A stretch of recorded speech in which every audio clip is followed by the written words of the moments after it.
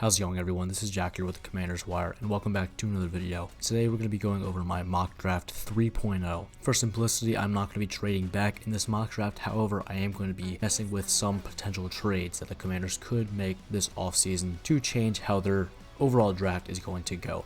And you'll understand what I'm saying here in a little bit. Before I get into the mock draft, I'd really appreciate it if you guys went down below, dropped a like, subscribed, and turn on post notifications so that you will know when I post next. I really do appreciate it, and you guys will stay notified for more Commanders content just like this. Now, before I get into the mock draft, just take all my picks with a grain of salt. I've made these mock drafts days in advance, sometimes even weeks in advance, so the big boards can definitely change at an instant. They can change on a day-to-day basis. Some players can skyrocket up the boards, and some players could definitely move down the boards based on the performance, whether it be at the Senior Bowl, at the East-West Shrine Bowl, whatever they're doing, or even the NFL Combine that is going to be occurring here in the next couple weeks. So just take all my picks with a grain of salt. On one hand, these are potential draft picks that the Commanders could look into getting, and on another hand, these are just player profiles of current college players that the Commanders could look into getting here in the draft. So take all my picks with a grain of salt and let me know down in the comments whether you like my mock draft, whether you don't like my mock draft, and what you would change about it. I really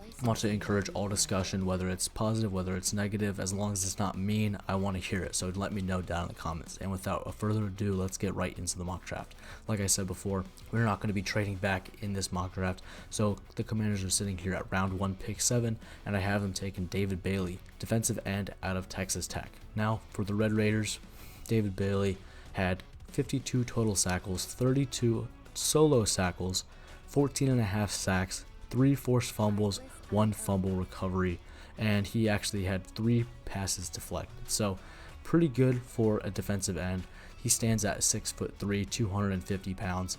I say David Bailey's more of a outside linebacker / stand-up edge rusher in this Dan Quinn style defense. As it stands right now, Dan Quinn likes some bigger defensive ends to come in on early downs, set the edge, and stop the run. So David Bailey would definitely fit more into that defense on later downs when they want to get after the quarterback, and he does a great job of that.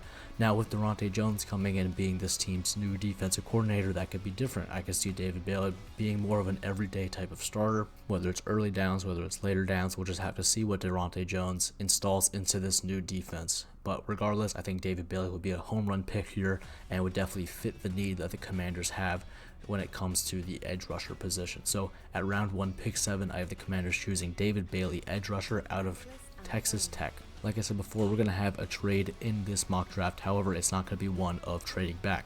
I actually have the Commanders trading Payne, defensive tackle for the Washington Commanders, to the Las Vegas Raiders for pick 67 in the 3rd round. Now, some may say that he is not going to be traded this offseason. Some really think he's going to get traded this offseason. I really don't know, and I really don't have an opinion on that. As of right now, from what I hear, he's going to be playing out the rest of his contract. He's not going to be looking for an extension until his contract is up, and that's really the end of it.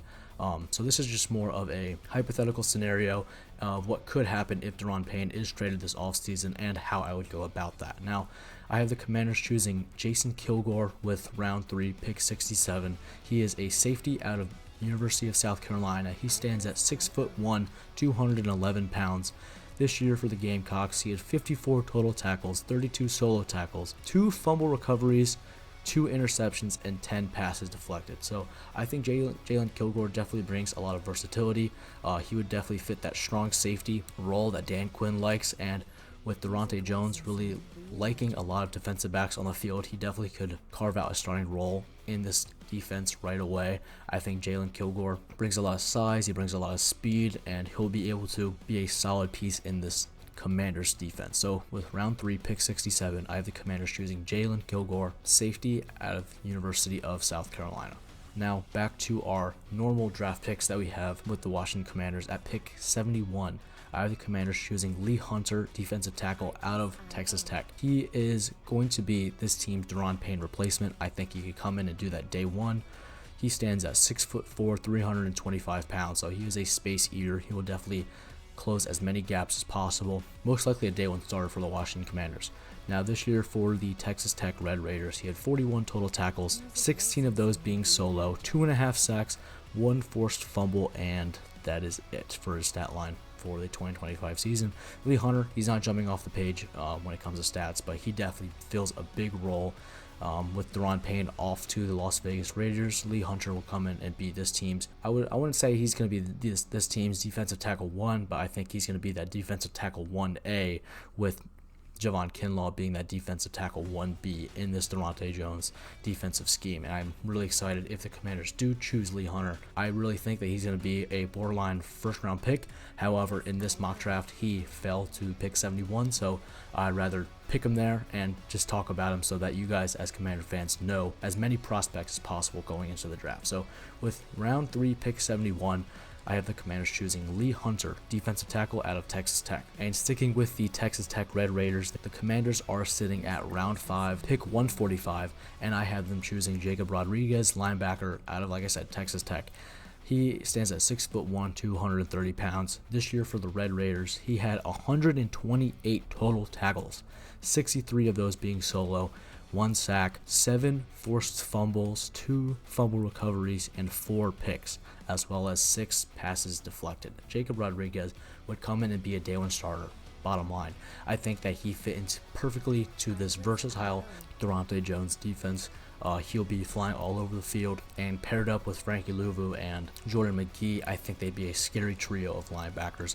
They'll be able to move all around the field and just create chaos in the middle of the field and just take away that entire side for the opposing quarterback. And I think that it will be a very, very fun thing to watch as a Commanders fan. So with round 5, pick 145, I have the Commanders choosing Jacob Rodriguez, linebacker out of Texas Tech. Now getting back into the Dan Quinn style of defense, I have the Commanders choosing with round 6, pick 185, Derek Moore, defensive end out of the University of Michigan.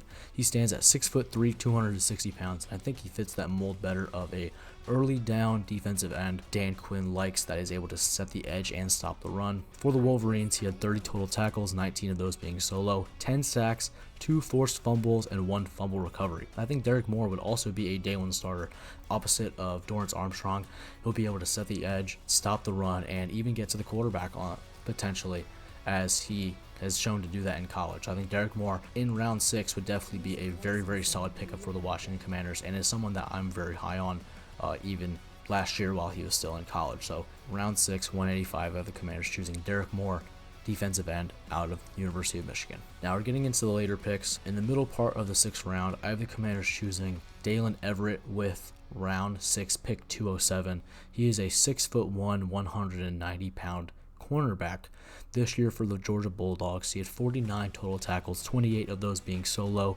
He had 1 fumble recovery and 1 interception with 8 passes deflected. I think Dalen Everett for a day 3 pick would be a solid pickup. Just like Jalen Kilgore, I think that Dalen Everett would be a versatile defensive back for this Daronte Jones scheme. Like I said before, Daronte Jones likes mixing in a lot of defensive backs on the field, whether it be 4 or even 5 defensive backs, and I think they'll be able to rotate a lot of guys in to cover that top part of the field, and Dalen Everett could be one of those rotational pieces. I don't know if he'll be a day 1 starter on every single down, but he'll definitely get in on some plays with Daronte Jones liking to use a lot of defensive backs. So Dalen Everett is going to come in round 6 at pick 207 for the Washington Commanders. Now with our final pick, I think you guys will start to see a pattern of the type of offensive weapons that I want the Commanders to look for, being big body outside receivers. And with round 7, pick 223, I have the Commanders choosing Eric McAllister, wide receiver out of TCU. He's a 6'3", 205-pound receiver. This year for the Horned Frogs, he had 72 receptions, 1,190 yards, 10 touchdowns, and he averaged 16.5 yards per reception. But like I said before, he's a big body receiver.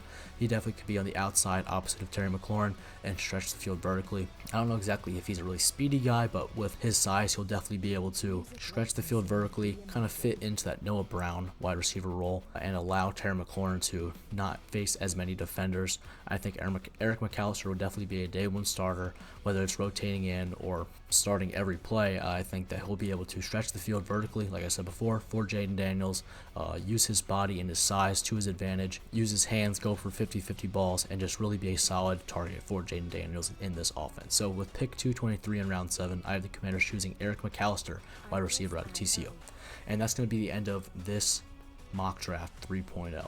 Let me know down in the comments whether you like my picks, whether you dislike my picks. I know some of them may not be that accurate based on how the board tends to fall. Sometimes players move up, sometimes players move down. Like I said before in the intro, I make these mock drafts sometimes days in advance, and a lot of things can happen between when I make it and when I film it. So bottom line is whether these players are in the right position to where they will be most likely drafted. This is more of a overview of as many players as possible for you guys, the watching Commander fans, so you can see what type of players the Commanders could be looking at in the draft process, whether the player that I have going in the 7th round actually gets picked in the 4th round or vice versa. Regardless, you guys are getting the information on as many players as possible, and I think that is most important at the end of the day. So like I said before, let me know down in the comments how I did, whether you like it, whether you dislike it. Let me know. I want to hear what your thoughts are. Thank you guys so much for sticking with me to the end of the video. I really do appreciate it. If you have not already, I really appreciate if you guys went down below, dropped a like, subscribed, and turn on post notifications to know when I post next. You'll be notified whenever I post a video regarding the Washington Commanders, and I know you guys will not want to miss that. God bless, and hail to the Commanders.